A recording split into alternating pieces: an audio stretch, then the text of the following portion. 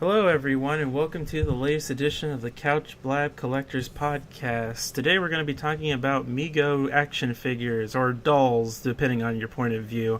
I'm Ben, and I'm here with my two co-hosts. I'm Hope. I'm Tiff. Yeah, and today we're basically going over a popular, little line of essentially what standardized the idea of articulation and was kind of like a big part of sort of like the 70s era of toys, which was essentially MEGO action figures, even though if you look at them today you'd probably think these are just dolls. But is it MEGO or MEGO? I thought it was MEGO, yeah.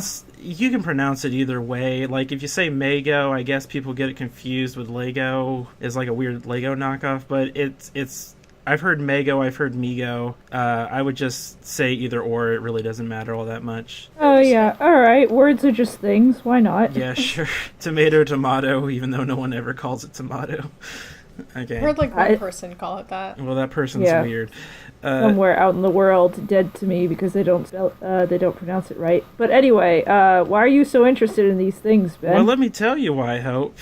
Because these things are probably a big part of the toy industry, and while many people, if they look these pictures up at face value, you're probably thinking, well, what's so special about them? They kind of became sort of the standardized idea of what a bunch of trends in the toy industry would become, where it's like multiple points of articulation and had sort of like the Henry Ford sort of like standardization aspect to it, where because they made so many different versions of these dolls, unlike something like G.I. Joe, right, where it's like every single doll was individually sculpted, kind of almost, it was like different bodies and heads and stuff. These all essentially used the exact same body with different colored plastic, and they would just switch out the heads, and that's basically it, and just give them different clothing, and which made them cheaper and faster to make, so therefore you can sell a lot more. Yeah, like I remember I watched, some of the information with you, and I saw a little bit about how, instead of them having to make every individual figurine, all you really needed was the torso and the legs and, the arms, aside from maybe a color, change, for skin color, or if it's, like an alien or something. All you really had to do was just pop one on and off and just keep the clothes. You wouldn't even have to change the torso per se. All you had to do was just change the hands, change the head, and just keep going. Yeah, essentially like that. And again, this is sort of like that first toy line that kind of almost understood where the future of advertising to children through toys would slowly become, because this entire line is completely based on what the products it's based off of from other sources of media and stuff like movies and television and stuff, and comic books, which is its most famous and recognizable form, with its greatest superheroes line, which had both DC and Marvel comic book characters in them. And these things, they're neat. I like them a lot, because a lot of times, like, for as simple as they are, they still kind of have that classic look to them, and I still like its most famous incarnation of being the superheroes line with both Marvel and DC characters. A lot of these, most people recognize. Surprisingly, not a lot of people recognize it nowadays for where it originally came from, but a lot of people actually know of these figures based off what kind of made them famous for the new generation of the millennia, which was Robot Chicken, because Robot Chicken actually uses a lot of these actual figures for a lot of their Marvel and DC superhero type sketches a lot of times. Oh, they do? And don't forget its predecessor, Twisted Toy Fair Theater. Oh yeah, there was a magazine, like a famous toy review magazine that I actually used to collect a lot. I actually have a lot of them in a box somewhere, but they got canceled after a while. But they used to use these in their little comic book at the end of each issue, called Twisted Toy Fair Theater, which was kind of like Robot Chicken, just in like comic book form, essentially. It had a lot of dry meta humor, and they would use these figures a lot. So again, while these things are all the way from the 70s, there's enough people who have turned them into like these recognizable icons in another way for different generations to enjoy in different aspects. But aside from those, there are other like mentionings of these type of dolls for other products. Again, these knew how to advertise to kids, because they were essentially just based off every product or like line from any like thing back in the day. Like there was Planet of the Apes, And there was like ones that were based off TV shows like Knight Rider and like Wonder Woman's automatically in there just from comic book, but stuff like Starsky and Hutch, stuff like that, Dukes of Hazzard. Wasn't there like a Planet of the Apes one I saw? Yeah, I mentioned Planet of the Apes. That was actually pretty cool too. It's funny when you look at the Planet of the Apes one, because like they didn't even try to like hide that they were reusing parts, because it's like, yeah, the bodies are all the same, that's obvious, but even some of the head sculpts are especially for the apes are literally just the same exact head, just repainted. There's the difference between Kira and Cornelius or whatever, and the only difference is one has lipstick on, the other one doesn't. Well, they added some extra hair. Is that race? Yeah. Is that racist that they all look alike? All you monkeys look the same. Oh my god. No. Yeah, but anyways, let's go back to the purpose of these things.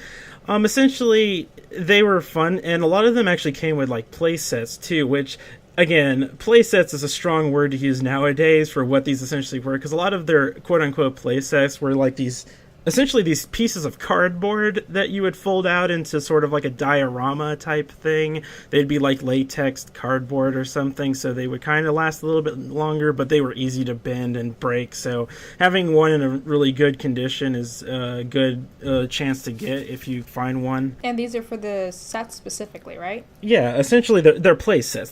They also understood the idea. The sort of like toy lines coming up sooner right after these would start to understand, where it's like before you had stuff like G.I. Joe and Barbie, right? And G.I. Joe and Barbie, yes, there were plenty of different versions of them out, but most of the times they were advertised in a way where it's like parents would just buy one for their kid, and that was essentially all they needed, really, was just one, and they could just have their own imagination to it. With the advertising for this brand, it's like you almost advertise them not necessarily as an individual thing, you advertise them as, oh, you need to have all these so that when you have the play set, you can have more fun with having more characters involved, and that sort of thing. Like it was a huge standardization of what would become like essentially what's common knowledge today in terms of advertising. I remember like even back when I was a kid, that became like the standard for it. Like, I don't know if you guys remember those Teenage Mutant Ninja Turtle like action figures they would always advertise, and it's like, oh, Shredder's at it again, and they have the complete play set from like separate toys, and they would interact together as a story. They would always implement that together to try to raise attention to it. And I guess knowing now that that's where it started was with MEGO, you can kind of see how influential that became down the line, because I can't think of a single like toy line that doesn't market some sort of story to go with it. Yeah, that again, they don't advertise it as an individual figure to have. It's more along the lines of one out of an entire collection to have, and you gotta get them all, essentially, almost. Yeah, that makes sense. I mean, if you watch any of the commercials for these things, they're first of all, they're hilarious nowadays watching them, because you could tell that the person narrating some of these commercials didn't actually know anything about comic book characters, but they sure did try their damnedest by like, I think there was one where it's like they said both Mr. Fantastic and the Invisible Woman both had the ability to turn invisible. Oh, God. And stuff like so that. So not really fact-checking in that area, I guess. No nerds in this commercial. Yeah. Well, yeah, but I mean, that goes for a lot of different stuff like that. But again, I think the interesting part about it is like, for so simple as now, they actually do come off as a real big collector's item nowadays. Like, you can see these, again, it's mostly through the re-showing them through like Robot Chicken and Twisted Toy Fair, like I said before, that these things have become sort of recognized in terms of pop culture, therefore people want to get their hands on more of them. Now there's actually a big wide gap in terms of the market, because I know it's like, if you have some of these mint in the box or the blister card they used to come on, they go for a lot of money. I'm talking like a lot of money. Like, how much is a lot of money? I have no idea how much. Hundreds, thousands? I would say probably close to the late hundreds and almost 1,000 something. I know there are certain ones in the line that actually go for even more than that, but it's certain specific ones that are basically practically never been even touched. Like, it was like literally put on the factory and never even made it to store shelves. Oh, wow. Stuff that could really get you a pretty penny. Damn. Yeah. Yeah, but loose ones, surprisingly, like there are some that go for some, but you can actually get a good set of these loose, like in somewhat good condition. Out of the box, which is like if you're trying to collect these in terms of just having them for the novelty's sake, I would actually probably go into that way of getting them loose, because these things are still fun to just look at, and again, since they're like simple dolls but had the new standard of articulation, you can pose them in any funny way you like. And again, could people at home get like the loose ones for a decent value? Yeah, it depends on what your idea of reasonable is. It's like if you're going for maybe one or two loose, you could probably get them for maybe like, I'm saying like maybe 30 to 40 a piece, and that's if that to you means that much in terms of like it's better than paying literally hundreds of dollars. Yeah, Hope, you're the penny pincher here. How do you feel about that? I'm bad. I wouldn't. Well, we already know what your answer is going to be. I wouldn't spare my breath here, but I mean, like, for something that's used in Robot Chicken, that's definitely piqued my interest, because like I always wondered how they got that done. Yeah, how they look so unique. They use those dolls a lot of times, and obviously they do other things like make rubber like molds that like are more bendable and flexible to their needs and purposes, and wired obviously. But yeah, that's where a lot of their like early, especially you look at their early stuff, I mean, they just straight up use the original dolls to their fullest without having to really any use molds or different like wiring. Yeah, well, that's where their trademark mouth swaps come from. Since they were using the original molds, they had to find a way to, show that the character was dictating and being able to interact with other people. So what they would do is they would make on like little pieces of paper the individual mouths they were going to use, your basic A's and O's and M's, and then they would just paste it onto the doll, and that's how they got that distinct like lip movement, which looks cheesy and corny, but goes with the style of the TV show. Well, obviously. But back to the toys themselves, I mean, these things, again, if you're looking for them, they're pretty easy to find. You can pretty much go on to any internet site, secondary market. You'd probably find a lot of them ranging from different price points, but there's always at one point sometimes to get a good couple of them for a really good decent price loose. But again, if you're the high collector, be knowledgeable that you're about to spend a lot to get a bunch of these if you're wanting them mint in the box, which I can only imagine how much the studio that makes the TV show would have to pay for a whole set of these dolls. Well, a lot of them is from actually their own collections they had even before they made the show. And again, a lot of their duplicates, they literally just make from like mold and plaster parts and stuff like that. I constantly see like celebrity faces on the show, so what they probably do is already have like the shape of the head of a basic MEGO laid out, and then they just swap between hair pieces, eye pieces, and whatever else they need to do. I actually wanted to talk real quickly about, because these came out, they were essentially the same figure a lot of times, but they would actually come out in different like packaging. That's the other thing. This series almost kind of standardized what would become the future of like packaging for like store shelf fronts and stuff like that. The first original ones came out in these complete like long rectangular boxes, essentially, that you couldn't even see the figure inside of through the box. It was just like it had the picture of the character on it, and they say that, well, that's what comes in it. But what people would do in the stores is they would actually open the box in the store to check the figure out, to see what it looks like, if there's any damages on it and stuff like that, and see what they're actually getting. But boxes were actually getting damaged a lot of times because of this. So eventually they made this like windowed box, which had basically a clear piece of plastic, cardboard, the usual thing out in the front of it, so people would see that. But even then, people like, I believe it was Kmart that actually asked them to eventually change their box design so it could fit to their new, like, outbreaking new store layout, which was essentially the hooks that you see in every store ever today that just have stuff hanging from them, which was a new thing. So they made these essentially what most people refer to as blister cards, which is a cardboard, a piece of flat cardboard, and the figure is in this plastic casing on the front of it, or called a blister, essentially, in layman's terms. And essentially that kind of became another standard that this series set. And it's really interesting because, like, again, I mean, not only is this just a nostalgic series, like the amount that it actually put into the toy industry, again, it baffles me how much that this one thing that wasn't even from the top leading toy company at the time. Thanks, Kmart. You're actually good for something for once. Yep.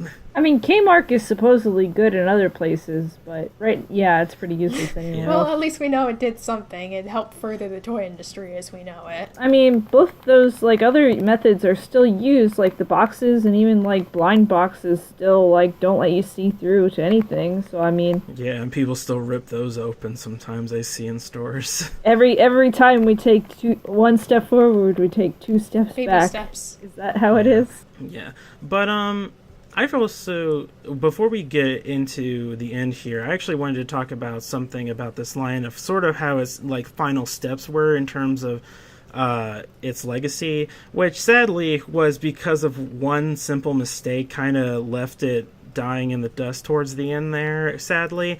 So, there was a little man who wanted to have merchandise made for his little upcoming film. And basically, the MEGO company said no because they didn't feel like it was a brand strong enough to compete at the time. And that little man that they said no to was a man named George Lucas, and it was for a little movie that, I don't know if you've actually heard of this, it's called Star Wars. I'm pretty sure everyone has actually heard of that then. Sorry to break this to you. Maybe you'll learn someday. I know. But essentially, that kind of backfired on them tremendously. As we all know, like, one of the biggest toy lines, and still to this day, is Star Wars. And starting from the late 70s, the Star Wars Kenner action figures took off and became sort of the biggest toy brand at the time. So basically, MEGO was trying to try to make up for what they had lost, essentially. So they kind of did a bunch of licenses for stuff, for other sci-fi type elements to put in their doll form. What now? They got Star Trek, the motion picture at the time. They got Black Hole, that Disney movie from the 70s. And just like... the Black Hole. Yeah, the Black Hole. Again, it's an old live-action Disney movie. It's actually pretty interesting. I wouldn't actually mind talking about it one day, but that's for another podcast. But essentially, yeah, it was this company kind of got onto its last legs until eventually it went for bankruptcy. I mean, I guess that's what happens when you rely a little bit too much on, like, market trends and you don't trust a new brand. You die. Yeah. Like a noble lesson, I'm sure. Oh, yeah. Well, it's actually interesting because it's just like for knowing that it actually put so much branding on like licenses from TV, which is stuff that you would already think. It's like, I don't feel like even if they had taken the Star Wars thing, like I know obviously if they had taken the Star Wars thing, they wouldn't have lost it. But even let's say Star Wars hadn't become that biggest of a thing, I really don't see how they could have thought that they were losing that much. Again, this was just a minor switch of the rubber head on these things, and boom, boom, new clothing, and then we have a new figure, essentially, to sell to people. And if it makes money, it does, and if it doesn't, we can probably quickly end it before it starts. Yeah, but I guess eventually other companies kind of jumped onto that and understood it, because Kenner figures, if you look at them, are very, very similar in design. They also appear to have the look of, like, recreate the same figure so that way you can keep going. So I guess by the time that they decided they wanted to adapt certain things and realized the losses, it was too late because a lot of the industry started to pick up on that as well.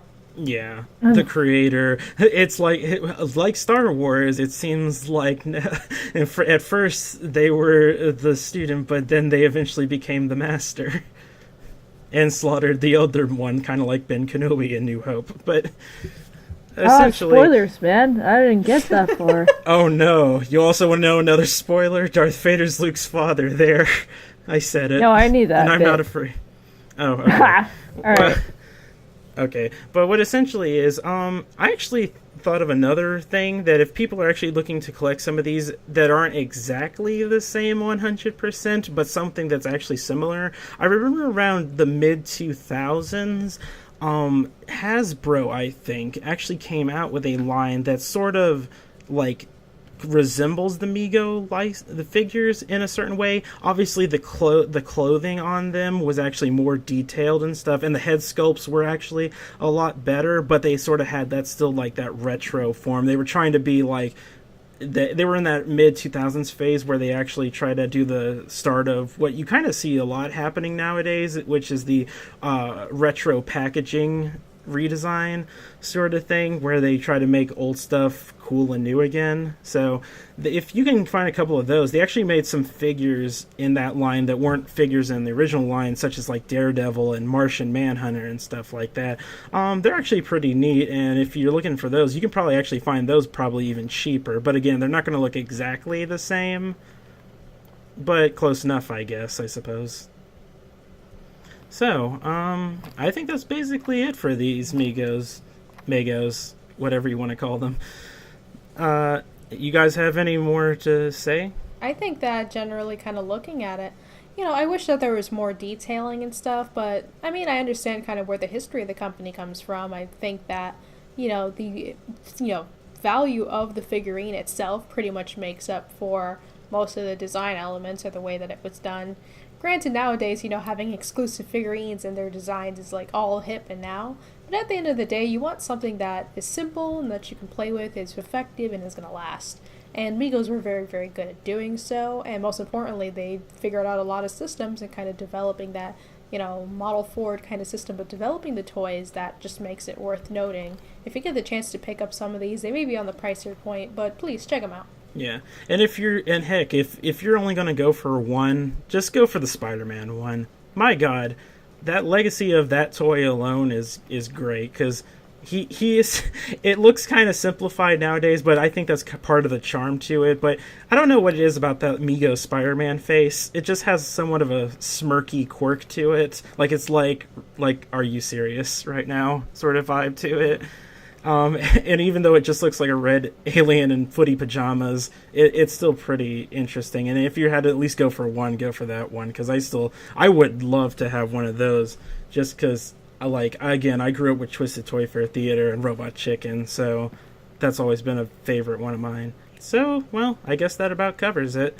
If you want to hear more from us, besides the usual stuff that we release every other week on our multiple formats, you can actually support us through Patreon, and with $5 a month, you can actually get additional content exclusive to those Patreon followers, including like movie and TV commentaries, and like an additional show called Girls Night Out, where we discuss products in terms of like movies and shows and stuff that particularly advertise to girls, and we discuss whether they're good, they're bad, and sort of all around our general thoughts about them.